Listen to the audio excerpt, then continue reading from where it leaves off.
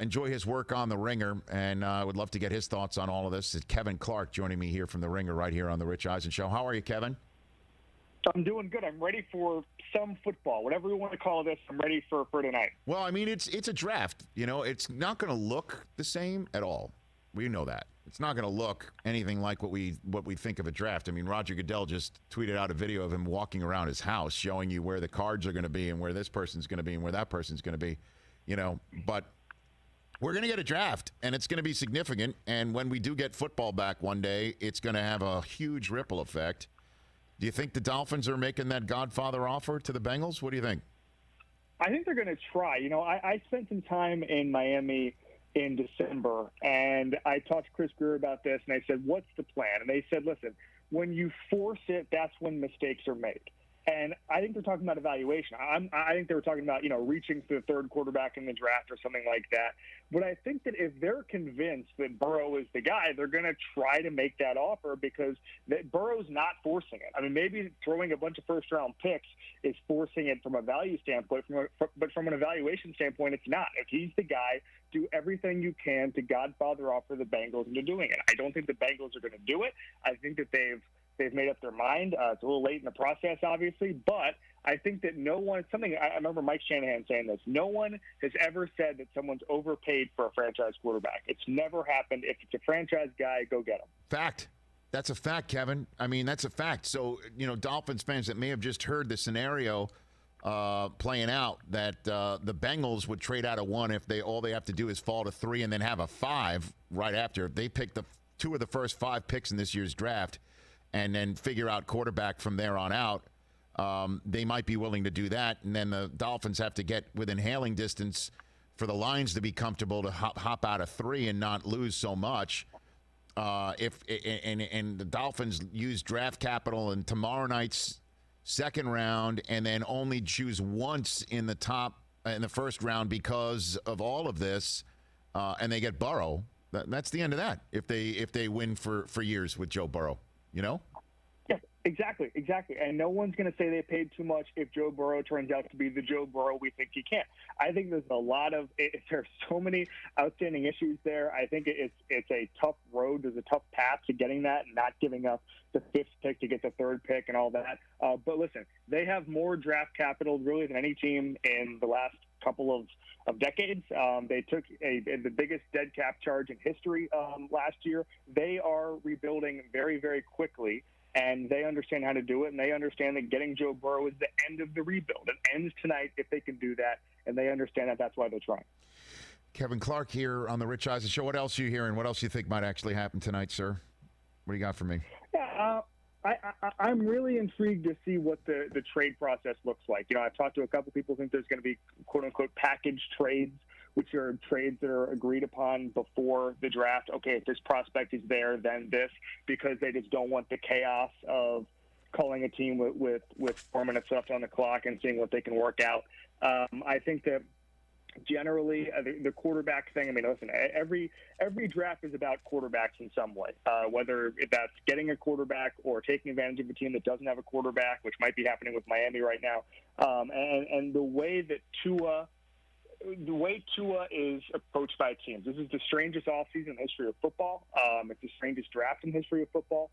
And Tua, in that regard, is one of the most unique prospects because this is a guy who teams cannot independently check out his hip. They cannot independently work him out. I think that with that in mind, I think there's a case to be made that Tua is the most intriguing prospect in the last couple of drafts just because of the fact that he's an incredible talent who can't get worked out by teams, and we just don't know how the season is going to play out to where I don't know if teams overthink it or underthink it with Tua going into tonight. It's overthink. Come on. I mean, this guy's special. I honestly, sometimes the evaluation does not appear on an MRI. Sometimes the evaluation does not appear in an X-ray machine. And I know that is a huge part of it, and I know that that's why the Combine was created, all right? But sometimes the best evaluation is with 2 eyes. That's it. Your own 2 eyes. And I think this kid is absurdly special. And, man, the ceiling is so high. with him. I think it's overthink, personally, Kevin. Yeah, I agree with you. And I think that there's, I saw some scouting reports where teams were saying, oh, well, he's an RPO guy or we can't do pro-style stuff. Well, then become an RPO team. I mean, one of the lessons of the last 5 years of football is if you take a guy and build around what he can do well, you will win. And Right. I think that's going to take some creativity from the offensive coordinator. I mean, this is the lesson of Lamar Jackson. I went to Baltimore in January and I asked a couple of guys around that locker room, I said, hey, listen, there's not going to be a next Lamar Jackson, but what can we learn from Lamar? And Robert Griffin, I remember saying this, he said, the lesson is just take what a guy can do well and you can thrive and you can run any offense as long as you believe in it. And with Tua, maybe he can't do everything, but he can run an RPO maybe better than anybody in the history of the college game. So just do that over and over again. I think the hip will be fine. I think there's a lot of questions about the offensive programs and training camp and how this all plays out. I think you're getting a franchise guy if you get Tua, and I think that I'm with you. Do not overthink this. He is the guy. Kevin Clark of The Ringer, NFL writer, and I always enjoy following you on Twitter right here on the Rich Eisen Show. So how many quarterbacks do you think go tonight? What do you think? I think it's four.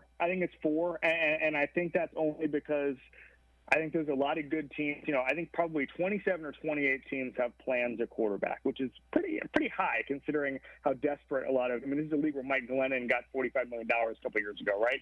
And I think that once Herbert comes off the board, obviously probably in the top 10, Jordan Love's going to be dangling there, and I think a team we're not thinking about who has a plan at quarterback, who has a starter, might say, hey, let's just save for the future here. I've seen him mocked at Green Bay a handful of times. There are some really smart people. A team like that who is set at quarterback who might want to stash it away for a rainy day and have a young quarterback and start the development process. I think that's how that plays out. I would guess 4. And then that would be Love going where and when? What do you think? I'm going to agree with some of the smart people and say I would not be surprised if Green Bay doesn't start planning. Really? I mean, Aaron Rodgers isn't close to 40. I mean, he's in his mid-30s. I mean, I agree with you. He's not close to done. I mean, organization. That means you're gonna Aaron Rodgers, Jordan Love. Is basically it. Yeah, exactly. That's the circle of life. I understand what the circle of life is, Kevin, but I mean, and I understand that football is so crazy that that Aaron Rodgers, end of his Packers career, he could be in the role of Favre, and then somebody is in the role of Aaron Rodgers, but that makes no sense to me for a team that has not. This is one fact, Chris, that I don't know if you saw on the mock draft last night with Daniel Jeremiah. The last time the Packers chose an offensive player in the first round, told Aaron Rodgers, here's some help on offense with a first rounder, was the year after they won the Super Bowl with him. And they chose an offensive lineman whose name escapes me now from Mississippi State who played 4 years in the league. And they've gone defense first round every year since then. So you're telling me they will finally add an offensive player through the first round, but it's the guy to replace Aaron Rodgers?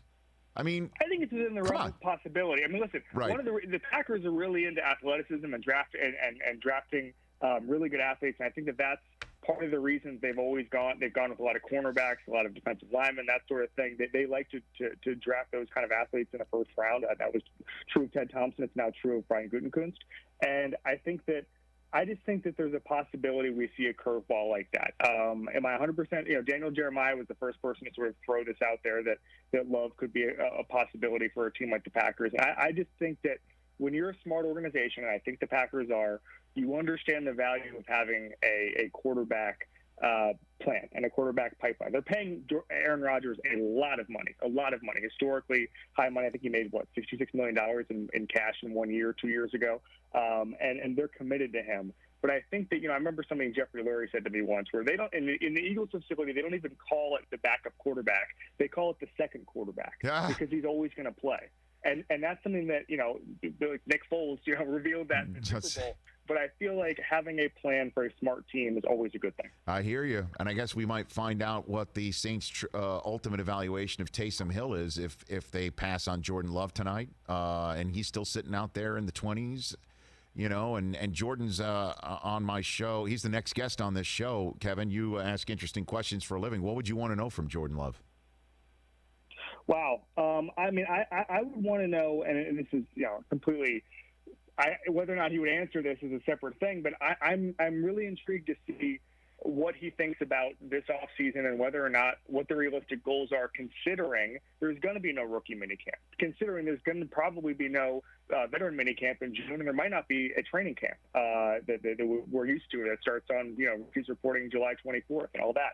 And I think that that's going to change a lot for rookies. And remember, this happened in 2011 with the lockout where there was no offseason, and everyone said, well, the rookie class is screwed. Well, then Cam Newton comes out and has a historically good year. J.J. Watt, A.J. Green, Julio Jones, all those guys came in that year and everything was fine. But for a guy who needs a little more development like Jordan Love, who would come into a system and try to learn it and try to get on the same page, does this put him a little bit behind the eight ball? Because I can't help but think it does. And I think that's also part of the reason we might see a team with a quarterback plan go with a guy like Jordan Love, because it's going to take an extra year maybe to work him into the system with the way this offseason is going to go. All right.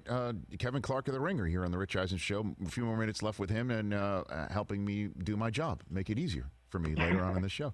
I mean, that'll be an interesting question to ask him for sure. And then there's the comparisons to Mahomes that everybody keeps throwing out there. We're going to talk about unfair. I don't know what's more unfair, Burrow is the next Brady or Love is the next Mahomes. I don't know what's more unfair, but I've heard both of those evaluations. Yeah, and it's funny because Mahomes was such a unique prospect, and scouts missed on him for so many different reasons. One of them is he was so competitive that he was throwing, he felt he had to score 70 points every game, which he kind of did at Texas Tech. And so he was making some maybe more competitive passes than he should have, maybe some more 50-50 balls than he should have. But I think that because Mahomes was kind of a flawed prospect in some ways. And because of that, more people are going to get compared to Mahomes than probably should. I mean, it almost reminds me a little bit of Brett Favre when he was in his prime, Rich, where because he was not perfect on every throw, everybody coming out of college got compared to Brett Favre. It was actually kind of funny, and I think that's probably going to happen with Mahomes a little bit because of the way he was as a prospect. Okay. Kevin Clark here on The Rich Eisen Show. What else do you think we're talking about tomorrow? Have we hit everything? I mean, the receivers are fascinating, where they all go. I mean, Daniel Jeremiah in his mock draft had them all going in a row, a run from 12 to 15 tonight. That every single team, from the Raiders, Niners, Bucks to the Broncos, take the top receivers. Where do you think they go? I think there's going to be a run on tackles in the top 10, and then the receivers. I'm with you. That run in the mid-teen starts. This is the deepest receiver class in history, and there's a million reasons for that. Everyone talks about the 7-on-7s and how the receivers are just better athletes than they were 10, 15 years ago. But I think that there are smart teams who understand that you can get value in the second or third round. But I think the Alabama guys will go in the mid-teens. I think there's so much game-changing talent throughout the draft with receivers. I think once one goes, the others will go. Same with tackles, but that'll be in the top 10. It's a really deep draft at a couple positions, and I'm really intrigued to see how that plays out. Yeah, I know. It's exciting, man. It's exciting. And I know there was a large pushback in the talent evaluation community when it was first thrown out there, like, hey, this is going to happen. So everybody get ready. This is going to happen. And everybody has gotten ready. Your ear to the ground. Have you heard people still grumbling about this thing? It seems that there is some grumbling because it took about all of 10 seconds for someone to text Schefter what a holy mess the Monday run through was. So I'm wondering what you hear, Kevin. Yeah, I think GMs are starting to get a handle on this, and now they're kind of excited in the same way they're always excited. I talked to Brandon Beane last week, the Bills GM, and he was talking about how normally you get the prospects in the building and you get to interact with them, and he was worried you weren't going to be able to get the same read on a guy. Is the guy a jerk? Is he going to stare at his phone? Is he going to be unreliable? And you're going to miss that part of it. And Beane told me, well, actually, the guys who would have missed their flight last year, they're just not showing up for their Zoom calls, or they're not responding to texts from GMs who want to set up an appointment or whatever. And so you're not really missing a whole lot from the eval process. I think GMs who want as much information as possible are always uncomfortable with the idea that they were going to miss some pieces. I think they're understanding how to get that information now in a different way. I think the people who were against it, who at the beginning of this process are still against it, but not 100% against it. I think most people are like Brandon Beane, where they've learned to understand the new reality of it, and they're okay with this whole thing, and they understand this can be a normal draft picks wise, if not work wise. So, are you saying that missing a Zoom call or not responding to texts from a general manager in the NFL being sent to a prospect immediately, or if at all, that's the new red flag in the evaluation? Is that what you're saying? Yeah, I mean, it's part of it. It's part of it, and it's funny because, Rob Gronkowski visited the Patriots, 9 years ago and fell asleep in his meeting, his pre-draft meeting. Famously, Bill Belichick has told that story on the NFL Network. Yep. And so I think that it is a red flag to have a bad visit, and even though it's not, obviously not fatal. And I think that in lieu of flights and talking to the driver, how they treat the driver is always a big thing at these things.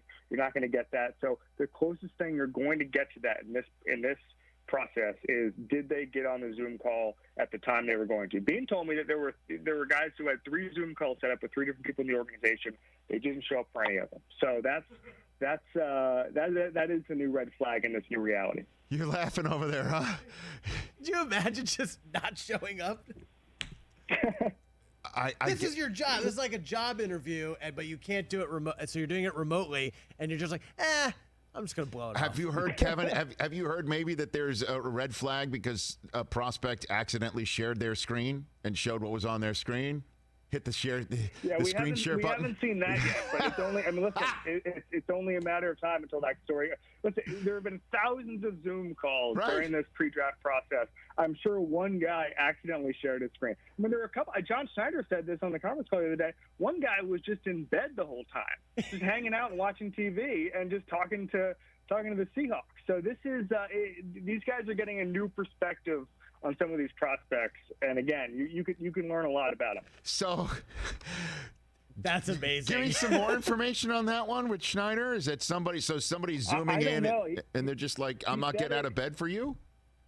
Yeah, he said it in a press conference yesterday. Schneider did. So I guess it's just guys who are saying, you know what? Hey, it's work from home. I'll have, I'm in my sweatpants. No need to move. No need to move for my pre-draft. By the way, and that's the team, the mantra, always compete. That might be out of all 30, well, the Belichick, do your job. How many teams that's a bad team to choose to just not get out of bed for your Zoom. Is say to Pete Carroll, yeah, I know you look at absolutely everything that I do is my desire to whether you want to compete. And then because we'll give you a chance if you do buy in to always compete, just look at our quarterback. Right? Look at Shaq Griffin, and the kid doesn't get out of bed or out of his sweatpants. Bad choice. That's a bad choice. Yeah. Schneider did mention in the press conference that there were people who wore ties to their pre-draft call. I do that. Of course, professional. The exact opposite. Hey, I'll share with you, Kevin. Last night, I did an entire show on NFL Network from my desk left position in my office, suit and tie, suited, but not booted. I was wearing shorts the entire time.